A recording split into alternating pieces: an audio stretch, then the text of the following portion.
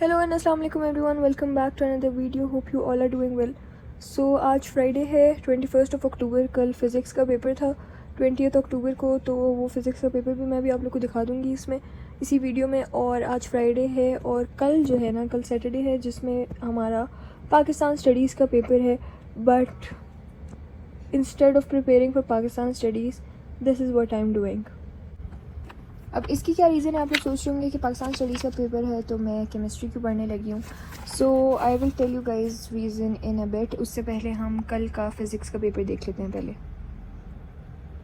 अच्छा जी, तो कल सेंडअप्स का फ़िज़िक्स का पहला पेपर था, तो हम पेपर देख लेते हैं। This is the subjective part. और ऑब्जेक्टिव की जो लोग आंसर की मुझसे मांग रहे थे तो मुझे नहीं मिली है। अगर मुझे मिल गई तो आई विल शेयर इट। अभी तक मुझे खुद भी फ़िलहाल नहीं मिली, so I haven't even checked my own answers अभी तक। तो अगर आप लोग को मिल गई है तो मुझे भेज दें, इट वुड बी ग्रेट। हम देख लेते हैं अभी subjective paper, and this is the subjective paper. First question was what do gravitational field line represents, what does their direction and spacing indicate. तो इसमें हमें फील्ड लाइंस का बताना था कि वो उनकी डायरेक्शन कैसे उससे पता चलती है और उनकी जो बीच में डिस्टेंस होता है वो किस चीज़ को रिप्रेजेंट करता है। उसके बाद इसके आगे थी कि फ्री ऑसिलेशंस की फ्री ऑसिलेशन है क्या, और उसकी कोई 2 एग्जांपल्स लिखनी थी। तो ये पहले 2 क्वेश्चंस दोनों बहुत आसान थे। फिर उसके बाद है geostationary satellites appear to be stationary with respect to earth, why. तो इसमें आपने बताना था कि एक स्पेसिफिक रेडियस और वेलोसिटी पे जब आप उनको करते हैं, रिलीज़ करते हैं, लॉन्च करते हैं, तो वो फिर स्टेशनरी रहते हैं विद रिस्पेक्ट टू अर्थ, क्योंकि उनके रेवोल्यूशन का टाइम और अर्थ के रेवोल्यूशन का टाइम सेम होता है। ये सारी चीज़ें आपने एक्सप्लेन करनी थी। Briefly explain the relation for pressure exerted by gas molecules in terms of density of gas molecules. Pressure और डेंसिटी का जो रिलेशनशिप था वो एक्सप्लेन करना था।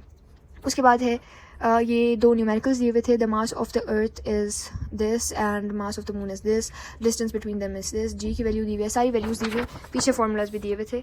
ये वाला फार्मूला आपने इसमें यूज़ करना था। और उसके बाद ये आ जाता है हमारे पास calculate the root mean square velocity of nitrogen molecules at 300 kelvin.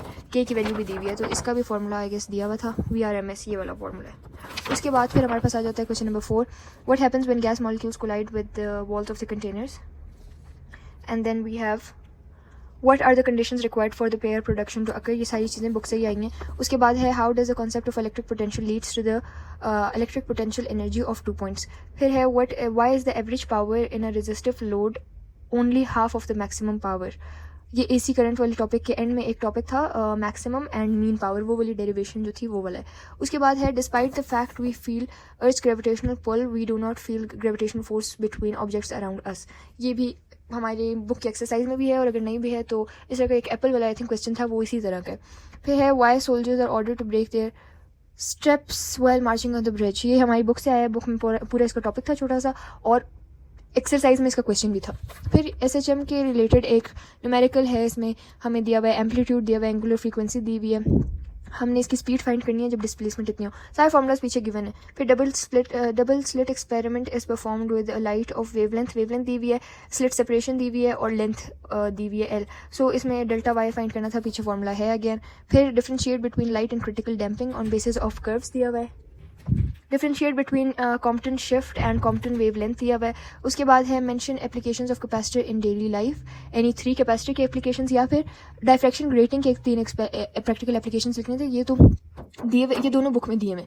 उसके बाद फिर है if V Q graph is a straight line, what does that tell you about the relationship between voltage and charge in a capacitor, how does this relate to the concept of capacitance. तो V Q मतलब जिस चीज़ का भी graph straight होता है ना कभी भी, तो वो डायरेक्ट रिलेशन में होते हैं, तो उनका रिलेशन बताना था और कैपेसिटेंस एक्सप्लेन करनी थी कि वो कैसे रिलेट करते हैं। उसके बाद है describe the shape of output voltage graph for a half wave rectifier, what happens during the negative half of the AC cycle। negative half में जो डायोड होता है वो रिवर्स बायस एक्ट करता है, it acts like reverse bias, and वो flow नहीं करवाता करंट। तो जो पॉजिटिव हाफ साइकिल होती है वो फ्लो करता है करंट, और नेगेटिव हाफ साइकिल को ब्लॉक कर देता है, वो करंट फ्लो नहीं करता। सो उसकी जो शेप होती है ना ग्राफ की, वो अपर वाले जो क्रेस्ट होते हैं वो होते हैं, ट्रफ्स नहीं होते। अच्छा, उसके बाद last question we have is a point charge of Q is placed in a space, what is the electric potential at point located 0.5 meter away from the charge। इसका भी अगेन पीछे फॉर्मूला गिवन है, ये E0 की भी value दी हुई है, ये वाला फॉर्मूला अप्लाई करना था, ये वाला। अच्छा, उसके बाद हमारे पास आ जाता है calculate the energy in EV of a photon of blue light with frequency this and H is given. ये सारी चीज़ें इसका फॉर्मूला पीछे है। उसके बाद है what do you mean by alpha decay, provide an example of this type of decay. उसके बाद है state that electromagnetic radiation has a particulate nature. Particles वाली वो कैसे हमने पार्टिकल्स वाला ऐसे एक्सप्लेन किया था, कॉम्पटन इफेक्ट वाला आई थिंक आंसर इसमें लिखना था, मैंने ये वाला किया, लेकिन आई थिंक इसको कॉम्पटन इफेक्ट से एक्सप्लेन करना था क्योंकि उसमें हमने पार्टिकल नेचर प्रूफ की थी लाइट की। उसके बाद है how does the shape of the binding energy per nucleon graph relate to the nuclear stability. ये न्यूक्लियर वाले टॉपिक से आया है और उसमें एक ग्राफ था, उसका रिलेशन पूछा है स्टेबिलिटी से। फिर एक और ग्राफ था छोटू सा, वो दिया हुआ था हमारी बुक में, और उससे ये दूसरा क्वेश्चन आया है इसमें हमें किनेटिक एनर्जी और पोटेंशियल एनर्जी का ग्राफ था, वो उससे ये क्वेश्चन आया है। और एक क्वेश्चन है use the graph to discuss briefly the interchange between kinetic and potential energy during simple harmonic motion। कि एक्सट्रीम्स पे कौन सी चीज़ जीरो होती है और कौन सी चीज़ मैक्सिमम होती है, इसी तरह मीन का भी बताना था, ठीक है। उसके बाद लास्ट क्वेश्चन हमारे पास आ जाता है why is the mass of nucleus less than the sum of the masses of its individual nucleons. ये हमारे पास आया मास डिफेक्ट से, इसमें हमने बताना था कि मास जो है ना एनर्जी में कन्वर्ट हो जाता है और एनर्जी मास में, इसकी वजह से मास कम हो जाता है, एनर्जी ज़्यादा हो जाती है, और E इक्वल टू MC² वाले कॉन्सेप्ट से भी थोड़ा आप इसको एक्सप्लेन कर सकते थे। और उसके बाद हमारे पास है why are the de Broglie wavelengths of macroscopic objects like a baseball not observable. ये हमारे पास पूरा टॉपिक था, उसी से आया है और उसकी एक्सप्लेनेशन थी। उसके बाद फिर लॉन्ग्स आए हुए हैं, ये हमारे पास लॉन्ग्स हैं, उसमें हमारे पास सबसे पहला वो आया हुआ है ग्रेविटेशनल फील्ड वाला, जिसमें हमने पूरी डेरिवेशन करनी थी, पहले चैप्टर से आया। It was very very important. और कुछ लोग मुझे कह रहे थे कि ग्रेविटेशनल पोटेंशियल की सिर्फ डेरिवेशन करनी थी या पोटेंशियल एनर्जी की भी। तो अगर उन्होंने आपसे पूछा हुआ है ना कि डायग्राम भी ड्रॉ करनी है, लॉन्ग में आया हुआ है, तो ये नहीं होगा कि आपने यू की वैल्यू पुट की और बस निकाल लिया, ऐसे नहीं होगा। आपने पहले इसकी डेफिनेशन लिखनी थी, फिर पूरी यू की डेरिवेशन करनी थी, क्योंकि वी की डेरिवेशन तो इतनी सी थी, असली डेरिवेशन यू की थी, तो आपने पहले यू डिराइव करके फिर वी डिराइव करना था। ऐसे नहीं है कि आपने सिर्फ बस वी डिराइव कर दिया और यू नहीं किया। उसके बाद है ये वाला चैप्टर 2 से आया I think, derive the mathematical relation for the pressure of an ideal gas, P is equal to mn/3v into v²। ये वाला मैंने किया है, ये वाला भी मुझे आता था, ये वाला भी आता था, but I did this one क्योंकि I don't know why I thought ये वाले जो है ना लेस टाइम टेकिंग होगा, लेकिन दोनों ये एक जैसे थे प्रॉब्ली। 3 पेजेस दिए हुए थे, तो 3 पेजेस पे अच्छा खासा मटेरियल आ रहा था। उसके बाद है क्वेश्चन नंबर 4 है which is explain the phenomenon of interference using water waves in a ripple tank, diagram required. ये पूरा टॉपिक हमारी बुक में है। फिर explain the term impedance for an AC circuit, find its expression for RL series, AC circuit using circuit and phasor diagram, मैंने ये वाला किया। रिपल टैंक वाला भी बहुत आसान था, कोई डेरिवेशन नहीं थी उसमें। उसके बाद है use graphs explain the variation of displacement velocity and acceleration for simple harmonic motion. उसके बाद है what is photoelectric effect, explain the effect of applied voltage and intensity of incident radiation on photoelectric using graphs। इसमें आपने सबसे पहले photoelectric लिखना था, फिर उसके बाद effect of applied voltage, उसका एक ग्राफ और उसकी explanation, फिर दूसरा था intensity of effect of intensity of incident radiation on photoelectric current। तो अब इन दोनों को अलग अलग आपने explain करना था और दोनों के अलग अलग ग्राफ्स बनाने थे। फिर उसके बाद लास्ट में हमारे पास न्यूमेरिकल है which is find the equivalent capacitance for the following circuit। ये वाले पैरेलल में थे, हमने इसको ऐसे सॉल्व करना था कि इन दोनों को पैरेलल में सॉल्व करके पहले फिर तीनों को सीरीज में सॉल्व करना था, और अगेन फार्मूला से नीचे गिवन है। उसके बाद ये वाला है, ये भी एक वो था, क्या नाम है, न्यूमेरिकल था।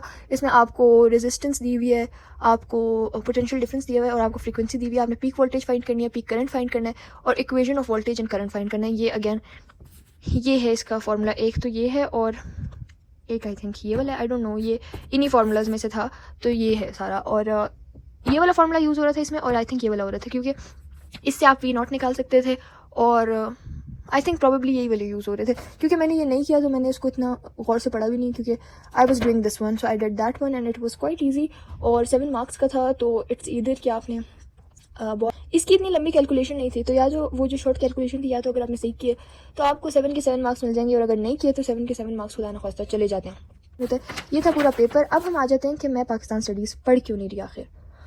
अच्छा जी, तो मैं पाकिस्तान स्टडीज़ इसलिए नहीं पढ़ी क्योंकि मेरा जो पाकिस्तान स्टडीज़ का पेपर था एपसेक्स का, वो पोस्टपोन हो गया, और पूरे बलूचिस्तान में जितने भी APSs हैं, चाहे वो खुजदार हो, सिब्बी हो, कोयटा के जितने APSs हैं, सारे APSs का जो पेपर था पाकिस्तान स्टडीज़ का वो पोस्टपोन हो गया। और we do not know the reason, we have just been intimated कि आपका पेपर पोस्टपोन हो गया, और जब भी न्यू डेट आएगी तो वो हम आपको बता देंगे। For now your next paper will be on Tuesday which is mathematics. तो हमें कोई रीज़न नहीं पता, कोई चीज़ हमें नहीं पता, वी जस्ट नो कि हमारा पेपर पोस्टपोन हो गया। सो कल जब हम पेपर से आए थे उसके बाद हमें रात को ऑलमोस्ट पता चला था। सो अब I am not going to be preparing for this, और केमिस्ट्री की जो मेरी तैयारी है वो सिर्फ लास्ट वाले चैप्टर्स की मैंने एक एक बार की थी, तो मैंने सोचा कि मैं वो रिवाइज़ कर लूँ। खैर अभी तक तो मैंने पढ़ना शुरू नहीं किया एंड इट्स ऑलमोस्ट 2:30 और पहले मैं जाके नमाज़ पढ़ूँगी एंड देन पढ़ूँगी। और आप लोग के मुसलसल कमेंट्स आ रहे थे कि आप अपनी पाकिस्तान स्टडीज़ की तैयारी में हमारे साथ शेयर करें। So this is the reason I am not studying Pakistan studies. And मैंने स्टोरी इसलिए नहीं लगाई कि मेरा पेपर पोस्टपोन हो गया कि एक कन्फ्यूजन ना क्रिएट हो जाए बाकी सिटीज़ के बच्चों में कि वो उनका भी हो गया है। ये सीन सिर्फ बलूचिस्तान के लिए हुआ है। बलूचिस्तान के जितने स्कूल्स कॉलेजेस हैं वो बंद हो गए हैं और जो APS का पेपर है बलूचिस्तान के बच्चों का सिर्फ वो पोस्टपोन हुआ है। सो आई होप कि आप लोग इसको मिस इंटरप्रेट ना करें, पूरा पहले सुन लें क्योंकि मुझे फिर मैसेजेस आएंगे कि क्या पिंडी का भी हो गया है या कराची का भी हो गया है। बाकी किसी का नहीं हुआ, सिर्फ बलूचिस्तान का हुआ है। क्यों हुआ है we don't know that reason. So अब ये हम नहीं पढ़ेंगे और अभी पहले मैं जाके नमाज़ पढ़ूँगी and then we will study probably chemistry, क्योंकि अब तो मेरा पढ़ने का दिल भी नहीं कर रहा जब से पोस्टपोन हुआ है paper. So yes, I hope this was helpful for you and this was it for today's video and see you all in the next one. Till next time, अल्लाह हाफिज़ एंड बाय बाय।